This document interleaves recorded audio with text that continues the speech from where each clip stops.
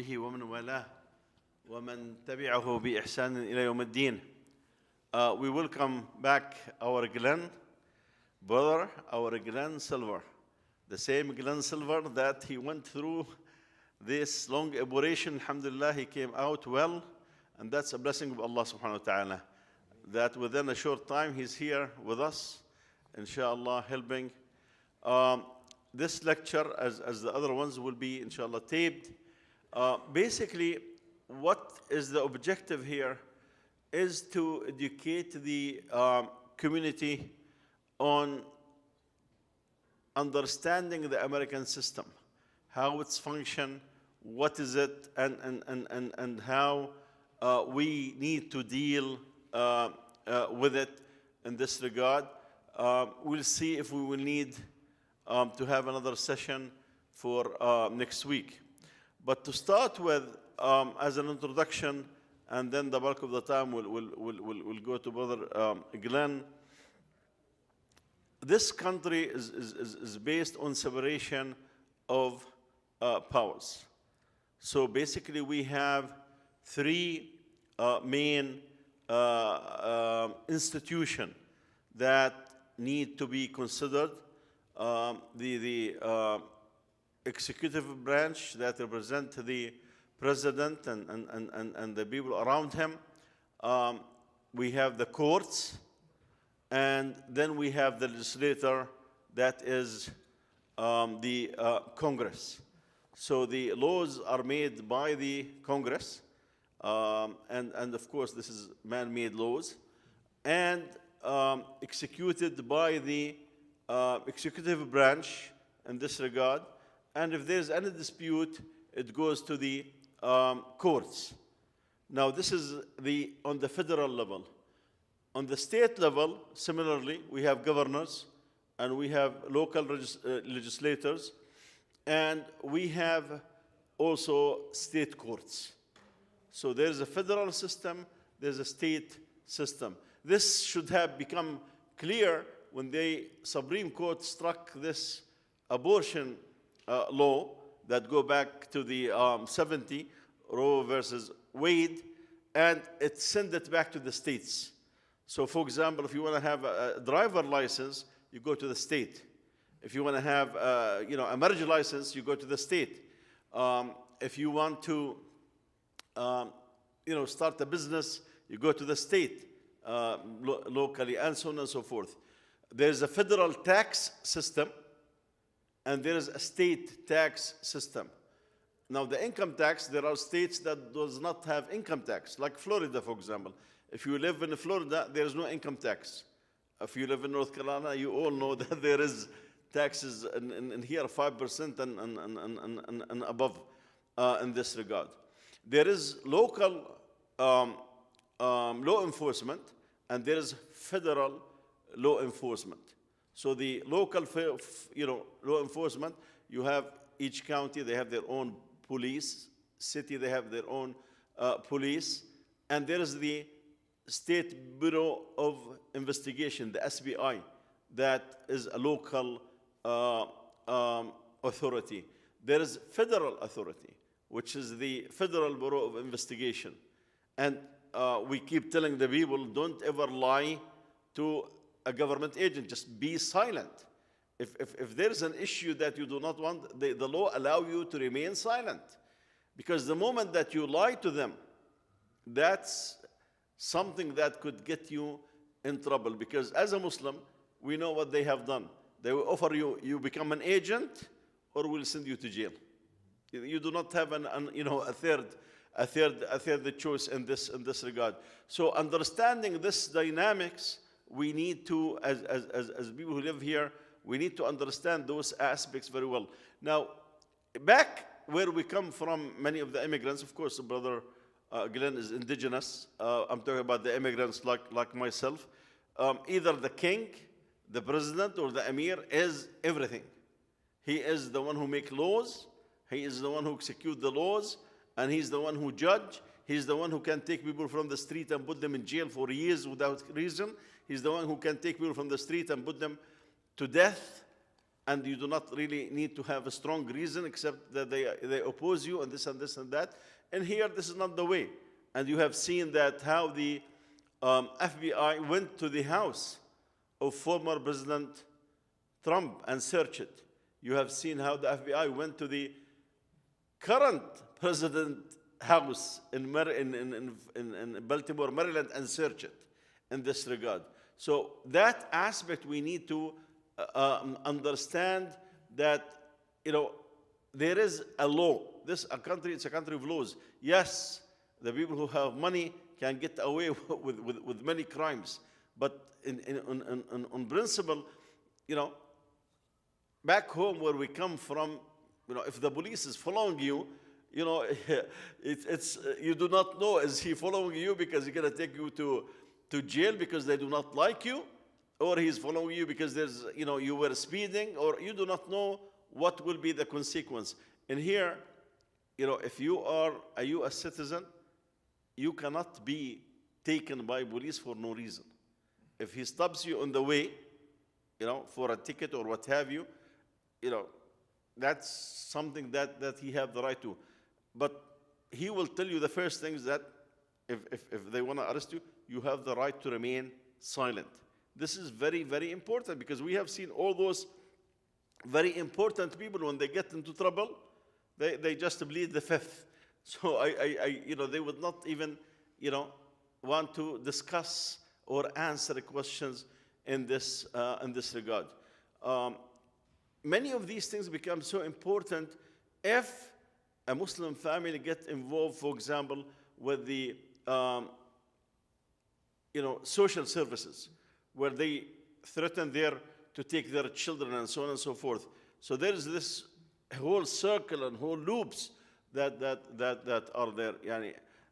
فاحنا بنقول باختصار انه في هناك نظام فيدرالي تابع للحكومة اللي هو الثلاث مراكز للقوة هنا، الجهاز التنفيذي، الرئيس ومن حوله، المحاكم، ثم الكونغرس الذي يشرع هذه القوانين.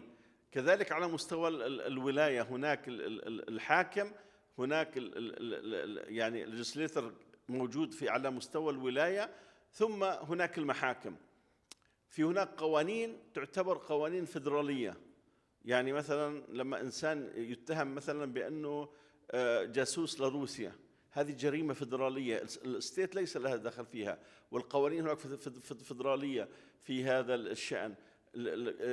جرائم الكراهية فيدرالية في هذا الشأن. إذا إنسان يريد يقدم لبزنس بيقدم للولاية، إذا بده يقدم رخصة للزواج بيقدم في الولاية، إذا بده يقدم رخصة للسواقة بيقدم للولاية. ففي هناك فرق ما بين قوانين التابعة للحكومة والقوانين اللي موجودة على مستوى الولاية.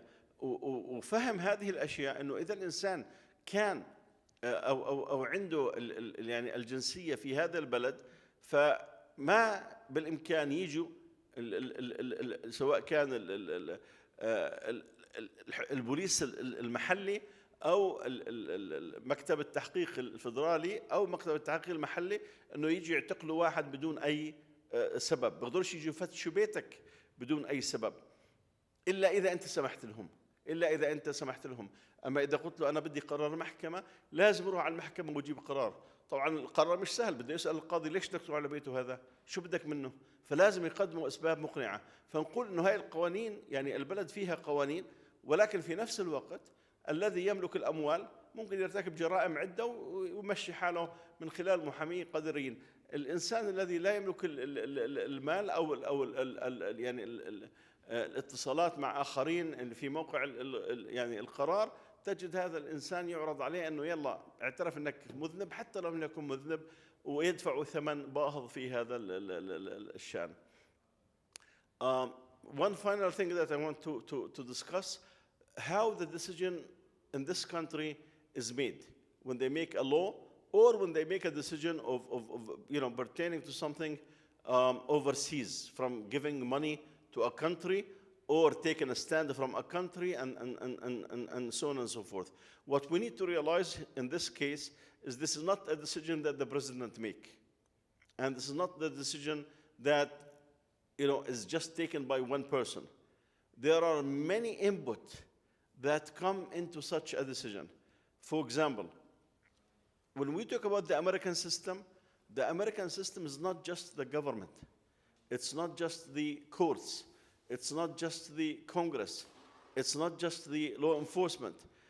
And here, the big corporations are an integral part of the system. The universities, and the brother taught at the university, and he knows better, are part of the system. So-called lobbyists, people who represent interests. For example, the Muslim community want to establish multi-schools in here. So they hire someone, 1, 2, 3, or 4. They call them lobbyists.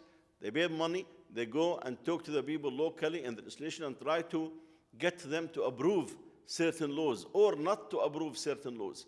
And the whole country is, in this regard, is based on this lobbyist business.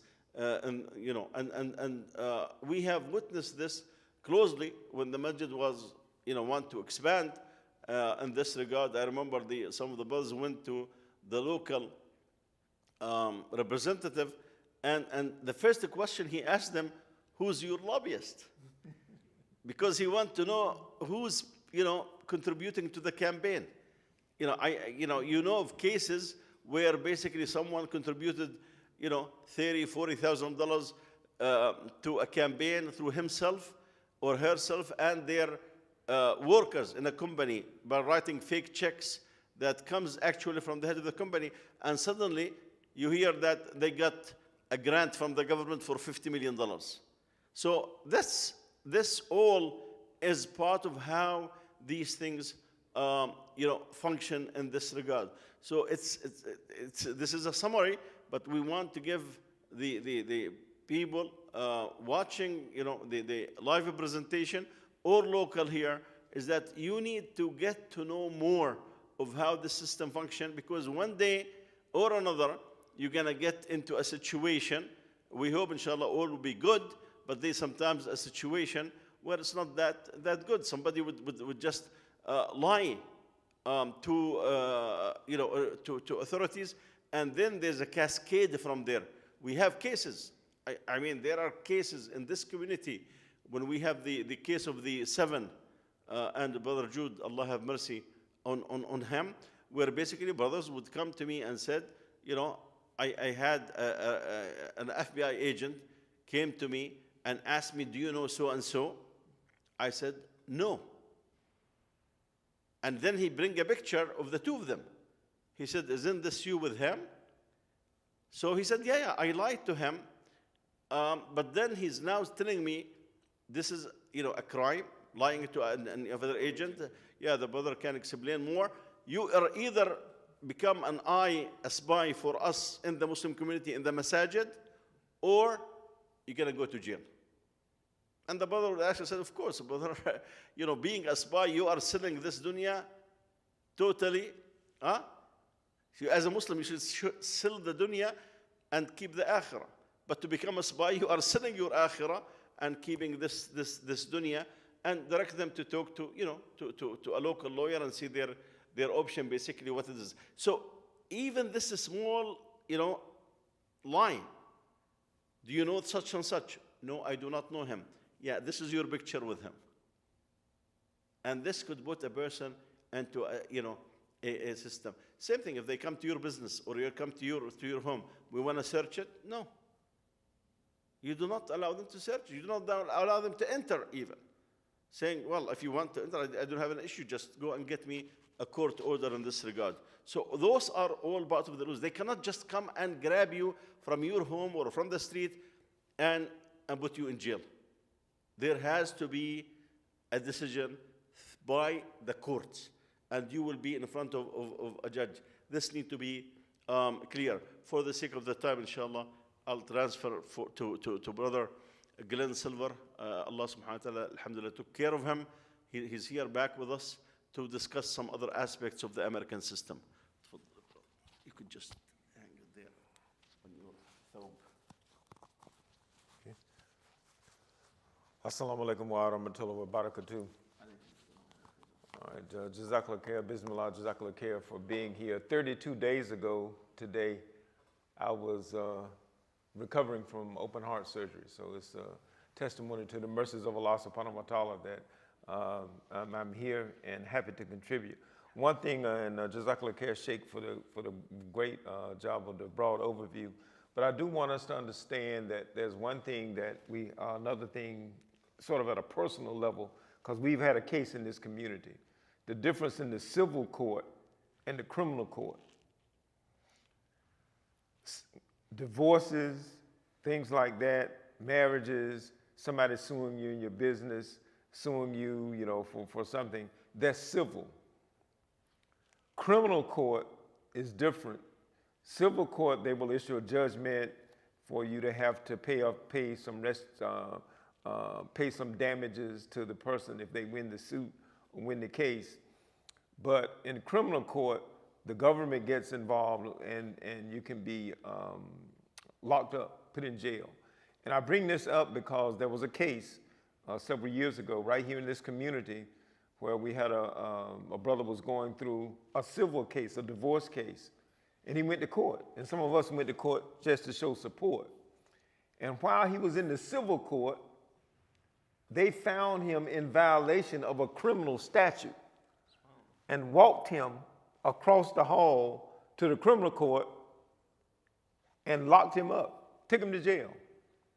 Brothers were up in arms, they had a bond, they didn't know what a bond was, any of that stuff. And alhamdulillah, I was there and we helped them navigate through that. And then we did a Friday night session here. So as Sheikh was saying, if you ever get caught up into any of these things and you don't know what to do, don't do anything. You have a right to contact somebody. Call somebody, call me, anybody else. I'm not a lawyer, but I know how to get you in contact with them. The system can be very tricky and very, very tricky for you if it's a system that you're not accustomed to, like that civil versus criminal case. The brother didn't know what was going on. He thought he was going to go to court and have a hearing and leave, and they actually put him in jail. But we were able to get a bondsperson to bond him out and those kind of things. But the last point the Sheikh was making about the American system that is in the control of a handful of powerful people, that is true. I have done some work as a consultant for the Kingdom of Jordan. We're not as autocratic as that, but we're also not as egalitarian or as equal as we show ourselves to be. And there's a theory of this. The word is called oligarchy. And the word oligarchy, people don't like to use it, but it's really the proper term. That means the power is concentrated in the hands of a few people. And that's the way that he is in America.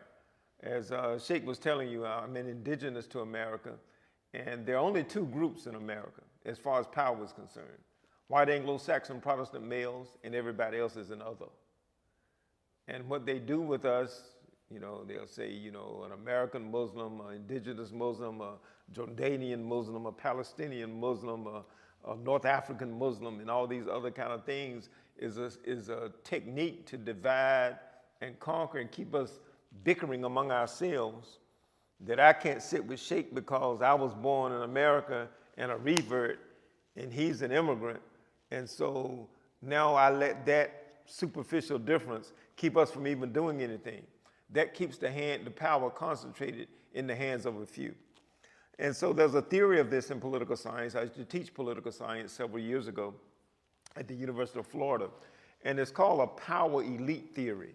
And it's not a new theory. A scholar named C. Wright Mills came up with it. And what it means is that the power in this country is concentrated in the hands of a few power elites. And it's kind of like a tree. You got the trunk of a tree. And if you cut down the trunk, the whole tree falls. That's the power elite. They're upholding the whole system. Then you've got branches on the tree. That's where you've got the congressmen and the governors and other representatives. And then you've got the twigs and the leaves, and that's us. And so, the twigs and the leaves things can happen to the twigs and the leaves, but the tree stays healthy. Things can happen to the limbs. The tree stands, but if something happens to the trunk, and that trunk, don't be confused by the differences that you see in labels: Democrat, Republican, liberal, progressive, conservative. And I'll give you an example of those of you all that may remember. In 2008, when the economy crashed, the presidential administrations were getting ready to change from George W. Bush to Barack Obama, right? Yes. But when the economy crashed, they came together before the transfer of power. They had a meeting, Bush and his team, Obama and his team, and they all agreed that some of the biggest corporations on Wall Street were too big to fail. So they took my money and your money and bailed them out, while people in our neighborhoods lost jobs, were living on the street, were going through difficult times. They bailed out those companies. I'll give you another example. During COVID-19, before the government did anything for the people, they authorized the Federal Treasury Department to underwrite the markets so that the COVID scare would not cause the markets to tumble. Because in the United States, I say money is the God and economics is the religion. Because the government and everything exists to keep the economy going and keep the economy flowing.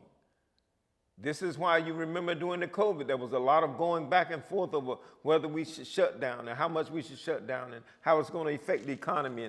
And that's all they were concerned about. They weren't concerned about a lady living out in rural Wake County on a fixed income with diabetes and no transportation needing to go get a COVID shot. That was not the major concern. The major concern was, how do we keep the COVID response from disrupting the economy too much? And so this theory, this model explains all of this, because you got three groups of folks in America. You got the political leaders, the president and his advisors, then you got the heads of government, heads of business, corporate leaders, and then you've got high-ranking military officers. And these people all comprise, these three groups, what we call the elites or the oligarchs. And all these people have shared values, attitudes, and beliefs. They are an ummah. They're a body in and of themselves. A lot of them have the same education, gone to the same schools, have the same backgrounds. They may have different labels that they've got, Democrat, Republican, all these things, but these things fade in the background when decisions are made. I'm going to read some statistics for you. There's a professor, Dye, that did some research. 54% of the top corporate leaders in America and 42% of the highest political officials went to just 12 private colleges and universities. 12. Only 12 of them. And among those is Yale, Harvard, Princeton, and Stanford. Think about it. President Obama went to, did he go to Harvard? He went to Harvard. Yeah, and I think he made, yeah. And then, and so some of the others go to all these Ivy League schools or some of these other schools, but some of the top, they're just limited to 12 universities. I'll give you another statistic, it's even greater.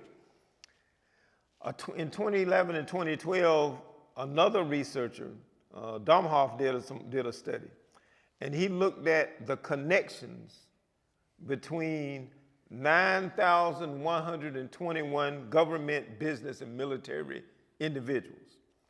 And he discovered that 70% of these people were interconnected through 7 or more organizations. Outside of the government? Outside of the government.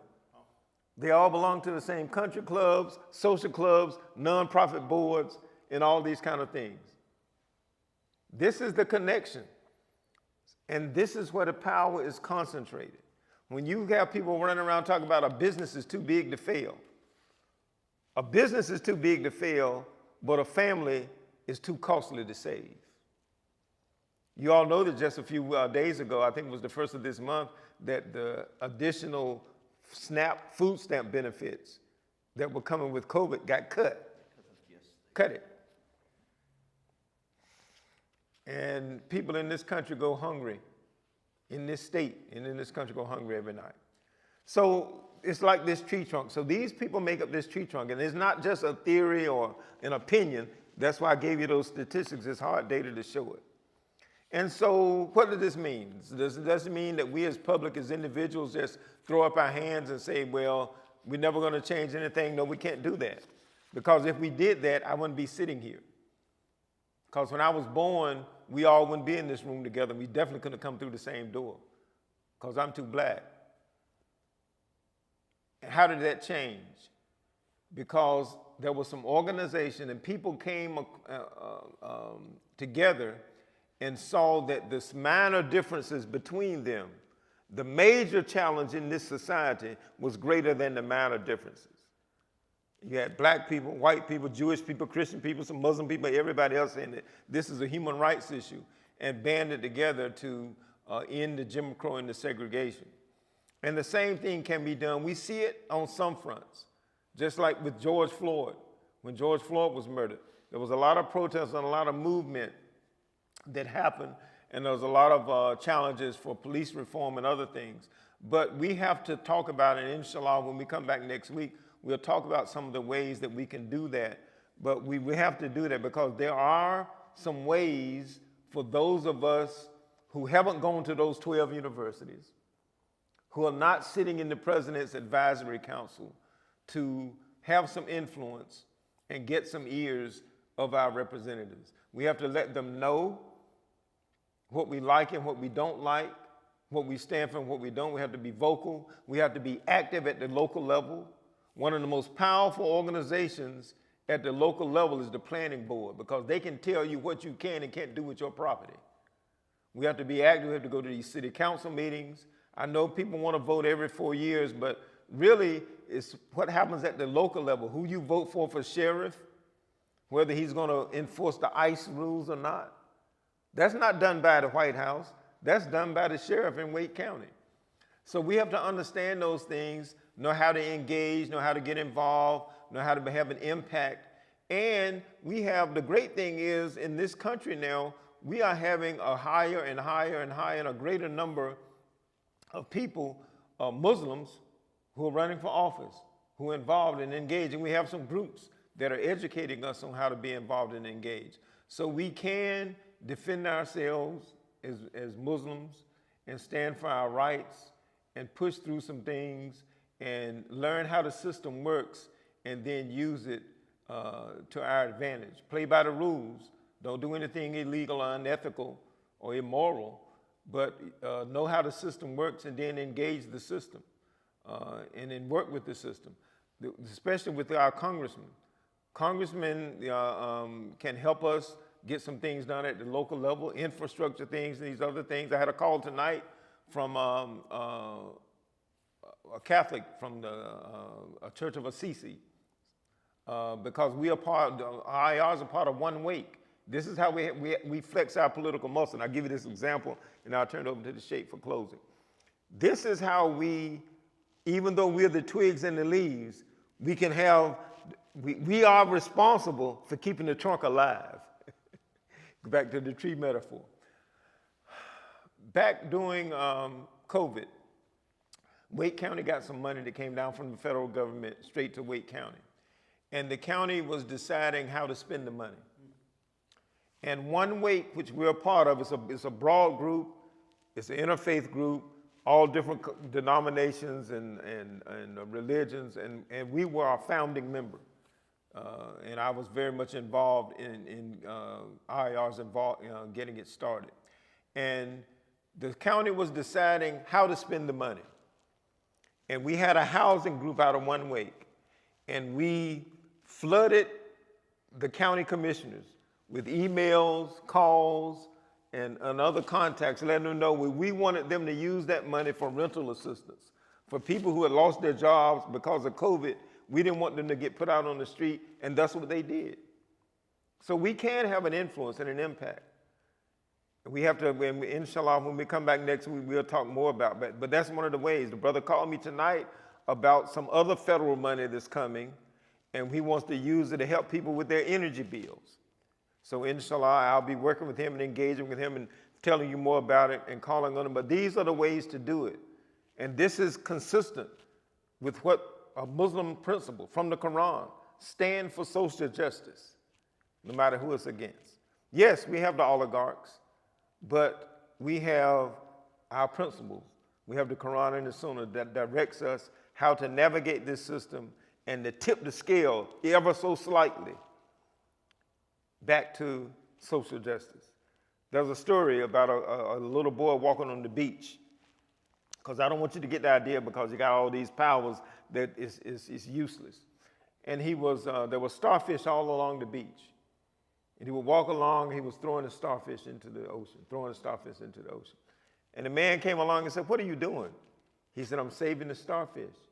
He said, "All these starfish out here on the beach, what you're doing doesn't make any difference." The little boy picked up a starfish and threw it in the ocean. He said it made a difference to that one. And that's the way we have to think. If it makes a difference to one person, one family, one community, it's incumbent upon us to do what we can to stand for social justice. Assalamu alaikum. Let me just talk about one issue, which is money.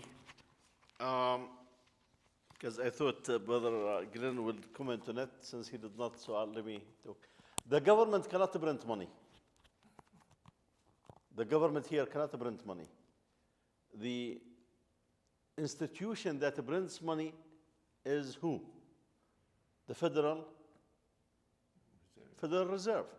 So there is an institution, supposedly independent, that has the authority to print money, and nobody questions. I mean, they can just print trillions of dollars, and we have seen through the COVID, the brother alluded to this fact, that when the stock market lost more than 40% of its value, suddenly money came flooded from different directions, but the source of it was the Federal Reserve, because they wanted to keep the stocks afloat.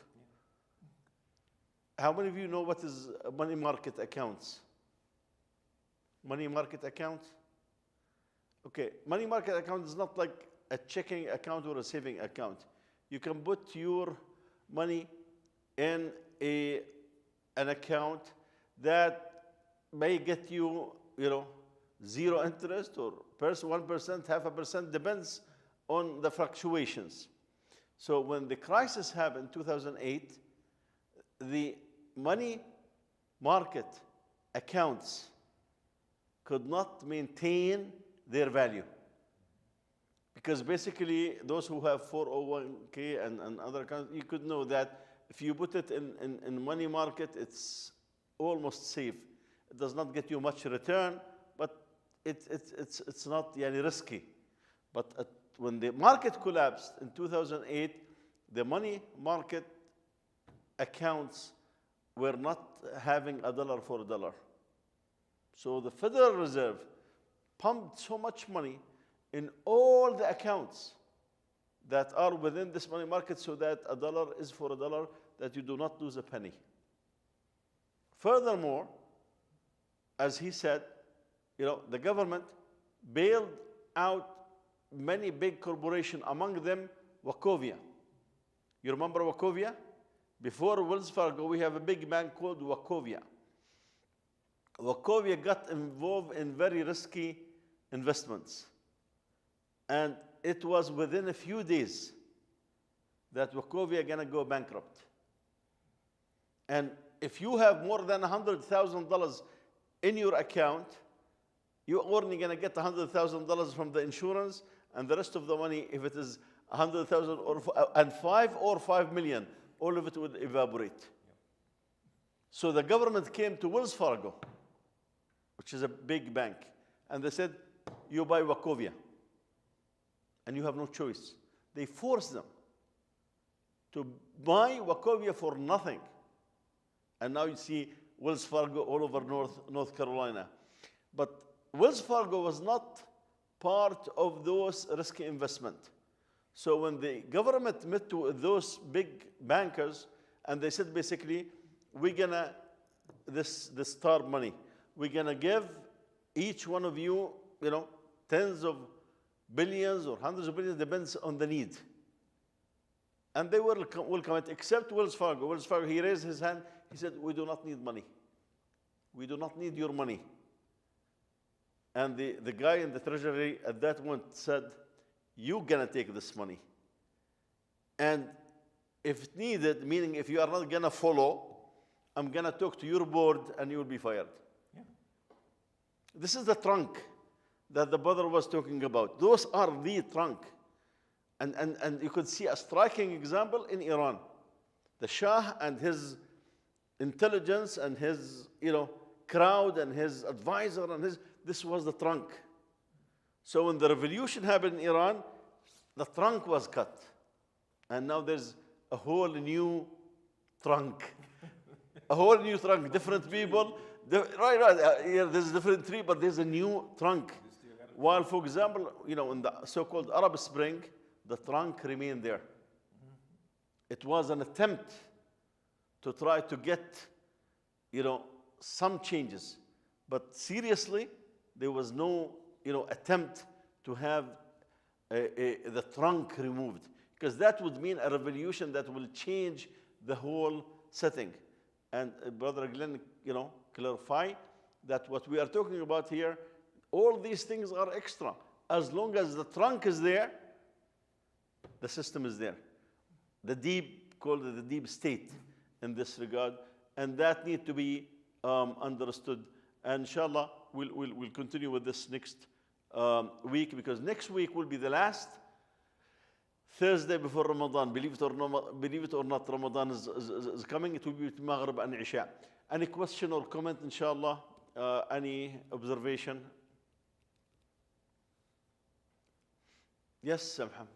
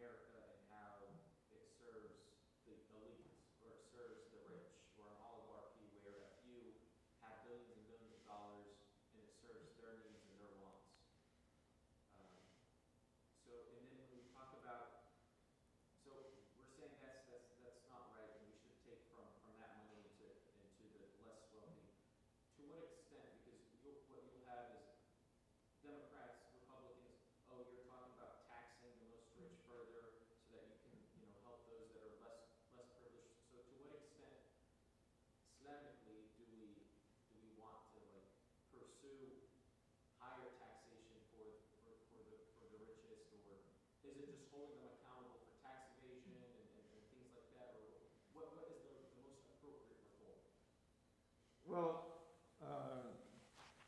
Jazakallah khair for your question. I think you may be kind of confusing. Nobody's trying to prescribe politically what you should do. The Quran tells us to stand for social justice, to feed the poor, to look after all the orphans and those kind of things. I can do that without, we have a food pantry here. Every month, you can volunteer, you can donate, you can work, then you can choose to educate yourself about which candidate is for or against certain things, and then choose the least evil. But as far as, we're not taking a Don Quixote approach. We're going to just be charging after windmills. There's nothing that any of us can do, and I'm very aware of it in my lifetime, to change the trunk. But go back to the starfish example I gave at the end. It's to change, if I can help one person or one life. Remember I told you about the young man, the brother who went to court for a civil case and got into a criminal. Those are the things we can do.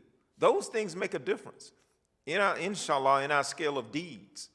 So we can't just fold our hands and say, well, this is too big of a problem for me to address. And we're looking at this grand scheme of things. And, you know, what we're talking about here, at the end of the day, Democrats and Republicans, when you're talking about the trunk, doesn't make any difference. George W. Bush was a Republican. Barack Obama was a Democrat. They met together, them and their teams, and called the banking industry in 2008, and they all sat around a table and decided how they were going to keep the economy going. Can we stop those kind of meetings? No. But what we can do, we can let our Congress people know. We can do what we did, like I told you about the housing. When Wake County has a choice, and the county commissioner can say, we've got some money, how do we want to spend it? We have to educate ourselves enough to let our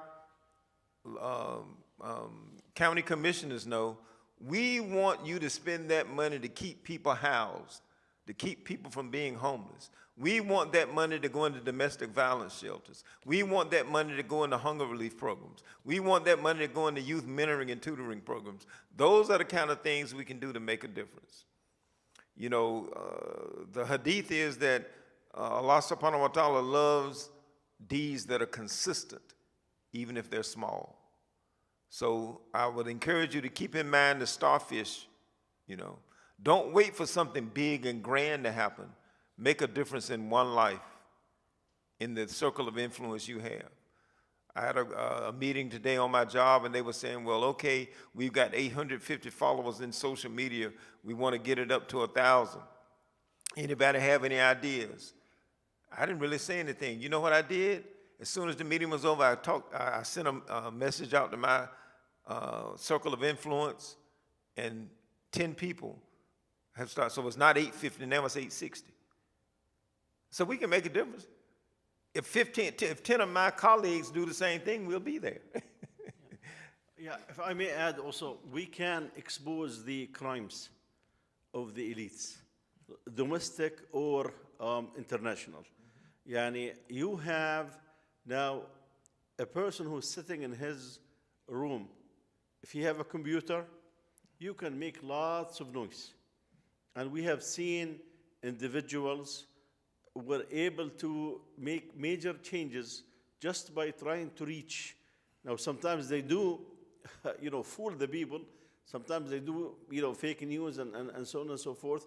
But it just tells you that, yeah, you can make a difference. You can expose this oppression. Now, for example, the military budget is almost $1 trillion. And they are talking about, tens of millions of dollars of food stamps for mostly the needy. Yeah, there are some people who abuse the system, there's no doubt about it. But when you are talking about, I need to cut, what is it that you are cutting? Nothing. I mean, it comes to this. In fact, year after year, a big chunk of the budget of the US government goes to do what?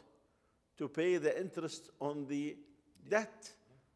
Because again, we said it's the Federal Reserve that brings the money, not the government. So the government borrow the money. They sell the CDs and they sell, all these things in this regard. So definitely there are, ways and means. Let me just close with this.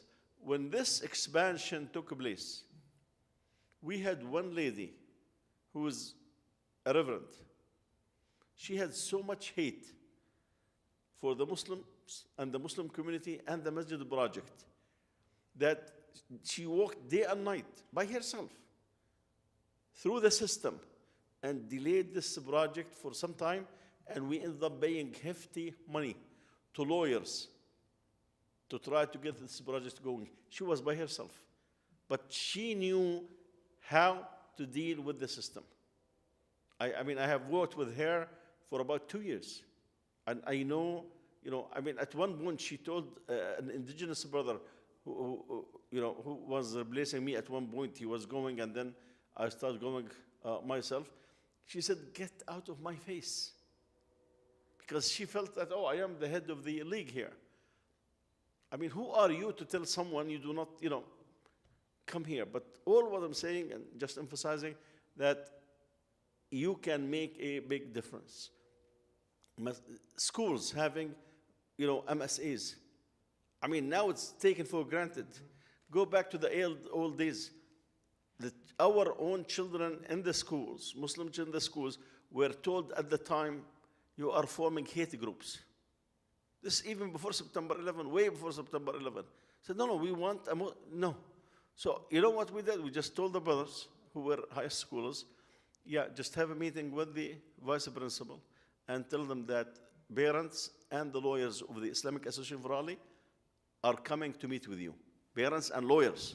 You see, the moment lawyers is the key word. When he said that, he said, oh, no, there's no need. We'll give you a space and you can have, yesterday it was a hate group. No, you can, because they know that this is your right. This is your right. And then so it was a holiday. Eid was a holiday. Yeah, same thing, the Eid becoming holiday. Anyway, inshallah, for the sake of time, we'll continue the second part of this, inshallah, next Thursday between Maghrib and Isha. جزاكم الله خير وبارك الله فيكم سبحانك اللهم وبحمدك نشهد أن لا إله إلا أنت نستغفرك ونتوب إليك. جزاك الله خير, brother.